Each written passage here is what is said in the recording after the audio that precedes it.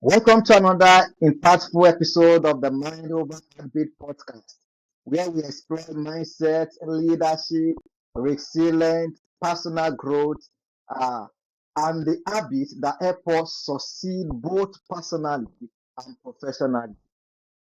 I'm your host, Moses, and today we are diving into a topic that affects every workplace, every organization, and every team: leadership. A great leadership can transform lives, build strong culture, and inspire people to achieve more than they thought.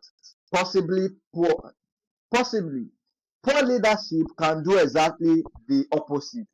Joining us today is Dr. Andy Neillie, an award-winning speaker, best-selling author, leadership consultant, business ownership, and leadership educator who has spent more than 20 years helping managers become high-performing leaders.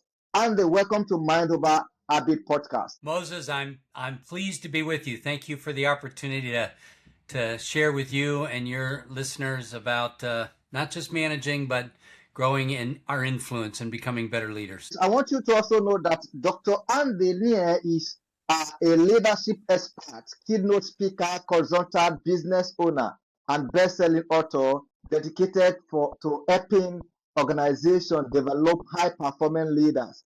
Over the past 2 decades, he has worked with Fortune 500 companies, small businesses, associates, and leadership teams across multiple industries. As the owner of a multi-dollar retail business and experienced leadership trainer, Andy brings both practical business experience and deep leadership expertise to every conversation.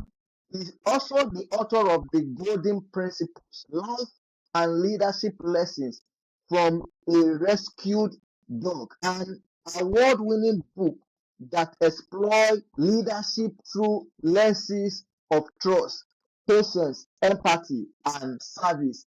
His mission is simple yet powerful: to help leaders move beyond managing tasks and learn how to truly lead people. Andy, so you spent decades studying, teaching, and practicing leadership. What first sparked your passion for helping people become better leaders? Well, first of all, you introduced me a minute ago as a leadership expert. Moses, I'm a student of good leaders. I'm not an expert. I've made so many mistakes along the way that I think all I really have to share is the lessons that I would say don't do what I did. But to answer your question about the journey, Moses, early on in my career, and really even before my career, as I was working my way through university, I had a couple of bad bosses. I was working construction in Phoenix, Arizona, in the U.S., hot summers, outdoors, working construction. And one of my bosses had an anger management issue. And if you were near him when he lost his temper, if he had a construction tool in his hand, you better be careful. He couldn't control his temper. And Moses, to contrast that, I became a Christian early in my life. I don't come from a church family, but God found me as a youth. And I grew up reading about this wonderful servant leader in the Gospels. And then I go to work for a man that's got an anger management issue. And I knew that's not the way it's supposed to be. And that kind of awakened in me this passion around what's a good leader supposed to look like. And it wasn't just that one construction boss. Early in my career, I was part of a high-performing team. We were doing some really important work, and our boss would always take the credit for all the work we did. He would make himself look good for the people underneath him. And once again, I just knew I'm reading about this servant leader who laid down his life for his followers, and I've got a boss that's taking all the credit. And it just didn't sit right with me. And so I've been looking at folks that are good leaders, as you said during the intro, for more than 20 years now. What makes a good leader a good leader? And one of the key principles is they don't make it about themselves. They have enough emotional maturity that they make it about the people that they're on their team, the people they seek to influence. That's really what I'm passionate about. How do you grow your influence so that it's for the best of the organization and for the best of the people that work for you, that serve you. And so I'm taking note of that, that you are a student, not an expert, right? That I copy that. So, and then you often talked about differences between managers and leaders.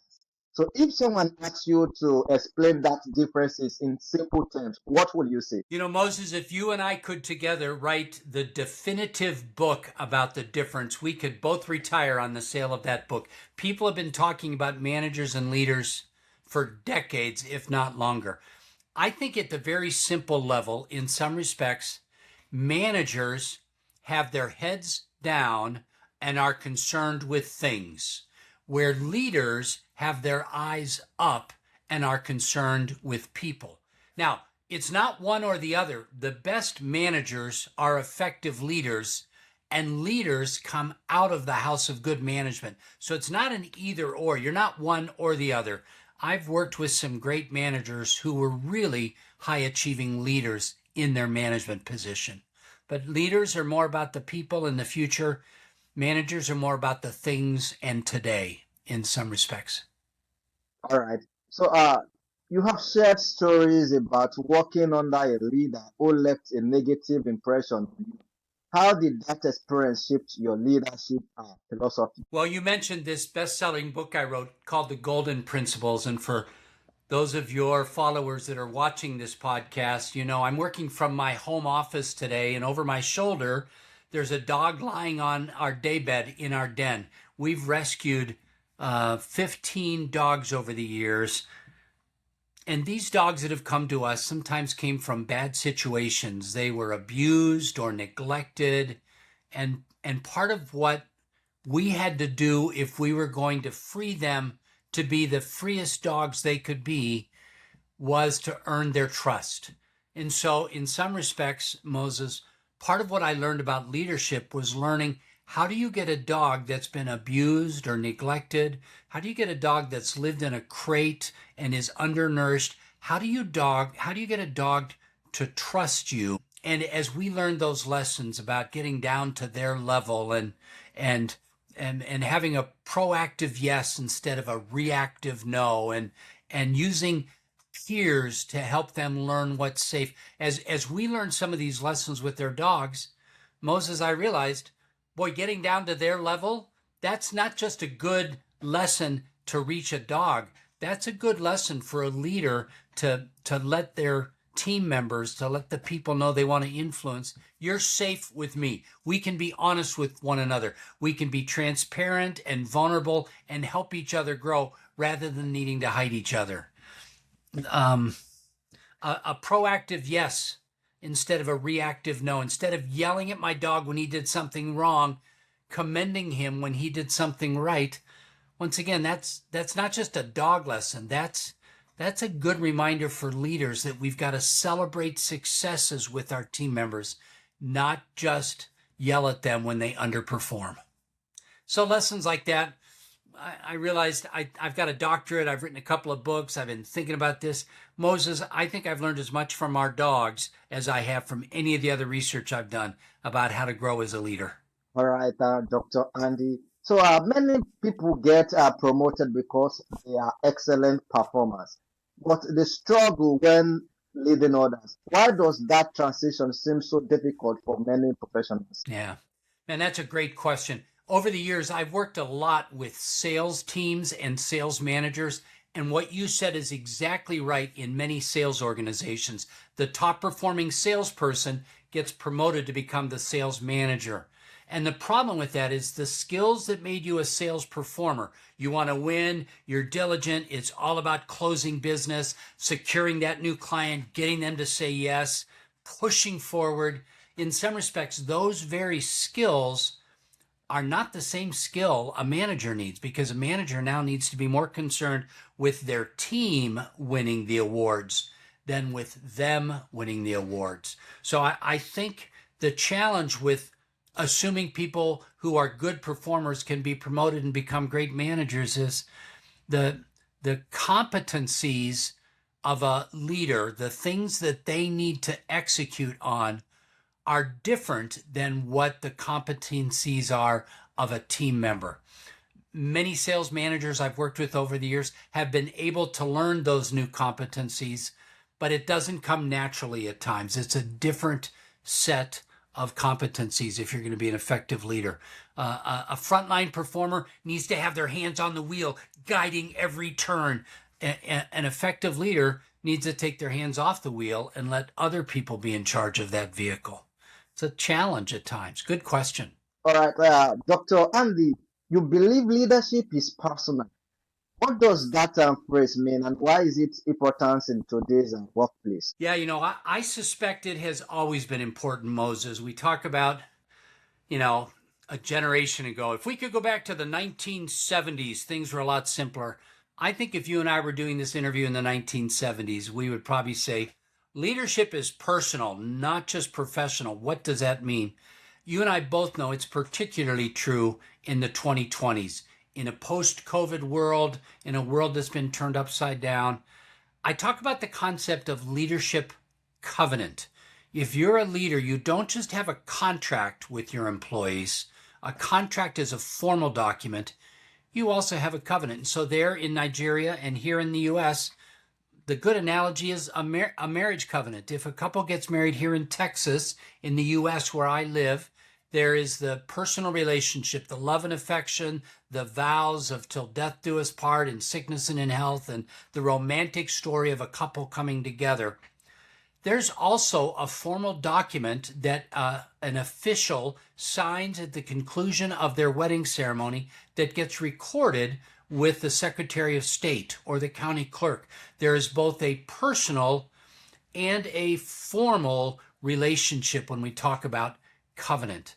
The best leaders I work with, they have an unspoken covenant with their team members. Yes, we've got a project that we're responsible for, and I need to drive performance. We've got sales goals that we have to reach, new customer acquisitions. We've got a timeline for the software rollout. Whatever that formal structure is, the leader's responsible for making that happen.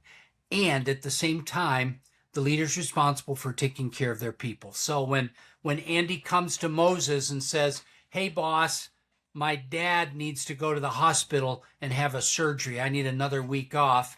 Even though I've already used all of my vacation day, Moses, if he's a good leader, works very hard to meet the personal needs of his team member, not just the formal needs. That's the balance that I think a leader in the 2020s needs to wrestle with. And I will tell you, Moses, I think it's always a wrestle. I don't think you ever arrive. That's why I said I'm a student of leadership, not really a leadership expert. I think you're always balancing, how do I push for performance and how do I make sure I'm taking care of the people that I'm responsible for? It's a dynamic tension that leaders wrestle with all the time. That leads me to asking this question. How can leaders balance accountability and performance expectation while still showing empathy and compassion towards their people? Wow. I mean, that's a huge question. That's why I said a minute ago, I think that's always a tension. Here in the States several years ago, we had someone, a business owner, go on LinkedIn, the business platform, and he was in tears because he had to lay off a number of the people at his company, and it broke his heart. And on the one hand, I appreciated that. On the other hand, if he didn't lay those people off, his company wouldn't be around next year to continue to take care of all the other people. And so leadership is this hard decision of balancing the formal performance with the needs of the people. Here is the thing I will say. A true leader understands that if you're gonna lead people well, it's gonna cost you something. You're not at the top of the pyramid. You don't have the easiest life because you're in charge of everything else. A true leader understands, I'm the one that wrestles at the bottom. I'm supporting my people. I'm working hard at finding that balance between holding them accountable and understanding where they're coming from. Moses, I will tell you, I fired people too quickly that I shouldn't have fired because I was being too much this. I let people get away with stuff far too long when I was trying to be nice to them and nurture them. the first person that ever left my employment, the day she left, she screamed and hollered at me. She swore at the company. She stomped out. I thought this was a horrible day. I walked out to work with the rest of my team at our weekly meeting, Moses, and one of my people looked at me and said, "Well, that took you long enough." Everybody else on the team knew that she needed to go. I was the one that was falling off too much on the be nice instead of be firm. I think it's a balance that every good leader wrestles with, and I'm not sure we ever get it right. We kind of go from here to there to there to there, and hopefully as we get more experience, we get better and better at it. But you asked a great question. I don't think there's an easy answer for that great question. There's no simple formula to balance personal needs against performance criteria. Thank you, Dr. Andy, for that response. You wrote a best-selling book inspired by lessons from a rescue dog. What leadership lesson did that experience teach you that traditionally business books often miss? Yeah, Okay. there's a copy of the book. I just held it up on the camera for the video. So the dog on the cover, that is Redford, and we rescued him from a horrible environment. Abused, neglected, lived in a cage, undernourished. And he came to us and he didn't trust us at all. And so he would run from me. I would come home from an airplane trip that I was working with a client. I would get home late at night. I'd drop my backpack, I'd drop my suitcases, and I'd call out, "I'm home," kind of expecting everybody to come and see, the dad and the master. And when I would yell, "I'm home," Redford would go running the other direction and he would go hide someplace. And part of what I had to realize was, if I'm going to earn this dog's trust, I can't come in as the big boss. I've got to come in more gently and figure out what he needs. And so, I don't, I'm not proud of it, but I got some advice from a vet who said, "Andy, when you come in, you need to get down on your hands and knees and you need to quietly call Redford to you and let him know gently that he's safe." And that really led to the principle that leaders work at meeting their people where the people are at, not where the leader is at. And that's one of the simple principles that Redford taught me. I mean, I'm still learning that, but it's not about the leader yelling out, "I'm in charge."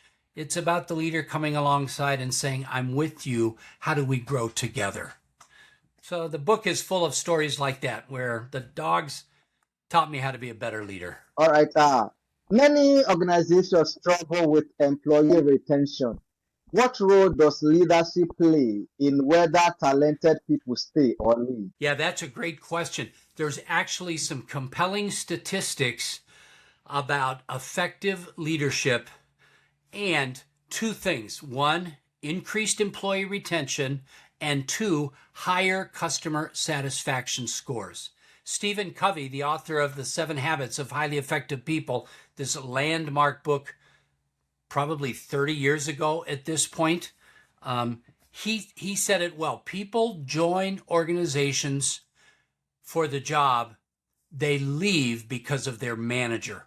And so you're exactly right, Moses. When leaders lead with the type of leadership you and I are talking about, people choose to stay. Patrick Lencioni, the author of The 5 Dysfunctions of a Team, he went on to say, anybody will be more interested in making more money. So if you offer them more, of course they're going to say that's important to them. But people stay because of the team and the team leader around them. Leadership, probably the two most important numbers that impacts it, employee retention and customer satisfaction scores. Good leaders see both of those improve.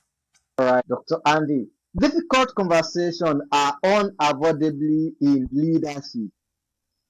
How can leader approach those conversations in a way that strengthens rather than damage relationships? It's interesting you asked that, Moses. Since COVID hit a number of years ago now, probably the most requested training that I've had people coming to me is, Andy, can you help my managers do a better job of leading hard conversations? The truth of the matter is, in the 2020s, as the pastor at my church said a year or so ago, we live in a time where everybody has strong opinions and short tempers.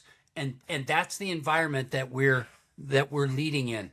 So the ability for a leader to hold a hard conversation well is critically important. I will say one of the easy markers, if you want to know who the real leaders are in an organization, who's holding those hard conversations? Managers are happy to take the easy conversations. Leaders know that they need to have hard conversations. A hard conversation does not have to be a harsh conversation, but it needs to be a hard conversation. That employee that I mentioned so many years ago now that I should have fired long before she left the company, part of my problem was I was afraid to have hard conversations about her performance. And I would remind the managers listening to your podcast, if you're going to go into a hard conversation, take some time and prepare yourself ahead of time. Think about the questions you want to ask. Think about the pushback that you anticipate. Remember, just because they're hurt doesn't mean they're right. If they get upset, if they yell, if they cry, if they swear, that doesn't mean you need to change your position. Moses, I have a resource available for your listeners called the 3 Imperative Leadership Conversations. It's available at leadershipmaterials.com, and it's an 8-page ebook that downloads and has some content around holding a hard conversation. There's a worksheet that you can use ahead of time to think about these things you ought to think about ahead of time. We also talk about holding a coaching conversation and holding a 3-fold affirmation conversation. So it'd be a good resource for some of your people. Leadershipmaterials.com. I think holding hard conversations is one of the defining characteristics of leaders. I think the last thing I'd say about that is, Moses, if you and I as managers have to go into a hard conversation, give ourselves some grace as well. Remember, these conversations are hard on us. They're not just hard on them. So take some time afterwards to decompress. Don't line up 3 conversations in a row, bang, bang, bang, that are all going to be hard conversations. Take care of yourself as well. So probably a lot more we could talk about, but leading hard conversation, one of the defining characteristics of leaders that are growing into high-achieving leaders. All right, Dr. Andy. So when you worked with the organization, what are some warning signs that indicate leadership problems are beginning to affect company culture? What are some warning signs? I probably think of 2. One would be a lack of what I will call leadership humility.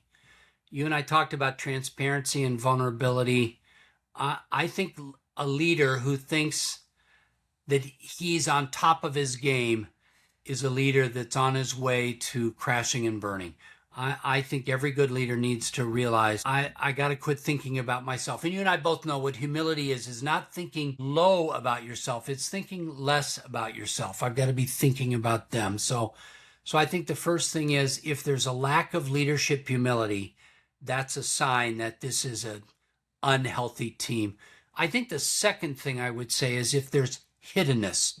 If team members say, oh, I'm not going to let the boss know about that, or she doesn't want to hear about that, we don't tell them things like that. If there's hiddenness, I think that would be the second marker of a dysfunctional leadership and dysfunctional team, is when there's hiddenness. Lack of humility, too much hiddenness. Good question. Thank you for that response and giving us that so key word. Okay, what qualities separate average leader from truly transformational leaders who leave a lasting impact on their team? Well, I think that leadership humility that we just talked about a minute ago, realizing that it's not about me, it's about them. You know, we all have mirrors in our bathrooms, in our homes, and in offices at times. I think one of the things leaders need to recognize is mirrors are only for glancing. We need to look at ourselves to make sure we're being the leader that we need to be, but we don't need to stare at ourselves. We can't become narcissists who are only thinking about our own promotion, our own good place. We look at ourselves to hold ourselves accountable, but then we look out to our team members.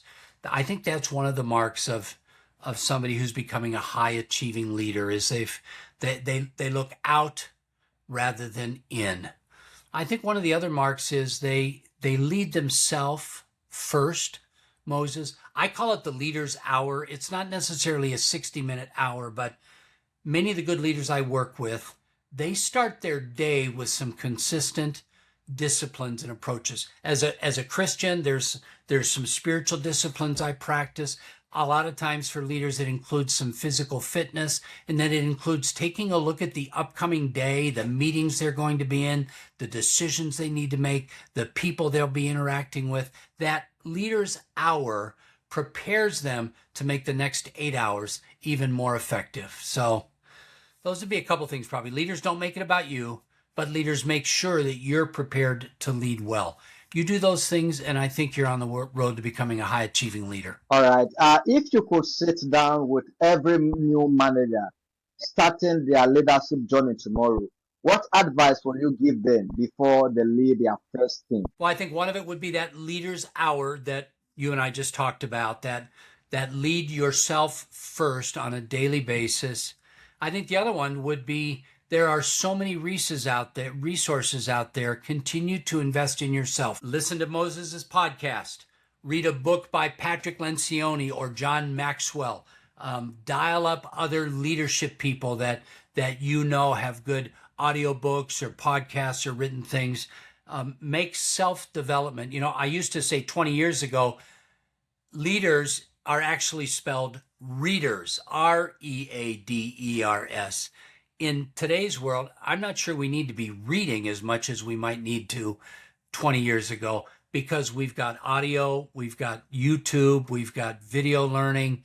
But I do know leaders need to be learners, not just about the company they work for and its goals, but also how do I lead better in the 2020s in a world where all of my employees have short tempers and strong opinions. And that's the world that I live in. Leaders lead themselves first. All right.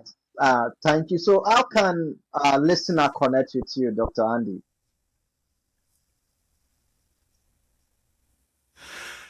Well, I think that resource I talked about a minute ago, leadershipmaterials.com, will get them onto my website. They can download that ebook.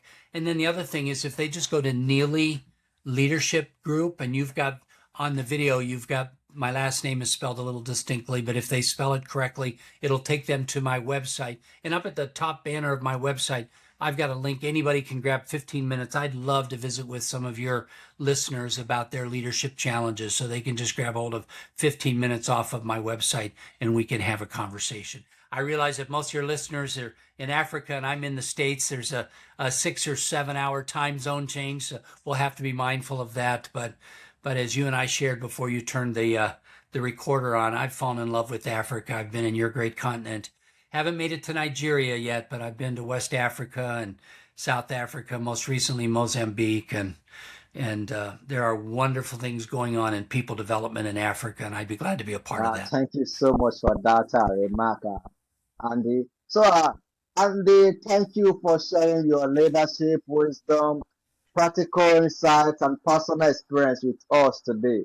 Your message reminds us that leadership is not about authority, position, or title. It is about serving people, earning trust, creating growth, and helping others become their best. Uh, the lesson you have shared today challenge us to think differently about leadership, not as something we do to people, but something we do for people. Thank you for helping us understand that great leadership is built through consistency, empathy, trust, and a genuine commitment to serving others. And to our listener, leadership begins long before you receive a title. Every day presents an opportunity to influence, encourage, support, and inspire someone around you. The best leaders never stop learning, growing, and serving. Thank you for joining us on the Mind Over Habit podcast. Until next time, stay intentional, keep growing, and continue building habits that help you lead yourself and others with excellence.